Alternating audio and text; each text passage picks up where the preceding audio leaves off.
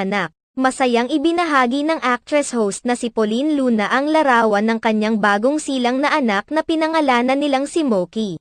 Nanganak na si Pauline Luna nitong January 24, 2024. Masaya rin niyang ibinahagi sa kanyang social media followers ang cute photo ng kanyang anak, kalakip ang caption na "Good morning" with a heart emoji. Ibinahagi rin niya ang larawan ng kanilang panganay ni Vic Soto na si Tali na may hawak na bulaklak na tila ibibigay nito sa kanyang ina at kapatid, base na rin sa inilagay na caption ni Pauline.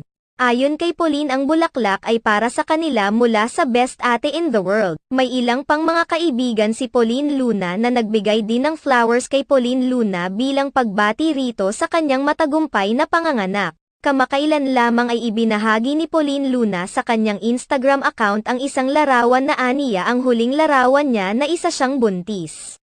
Sa caption ng kanyang photo, inilahad niyang malaki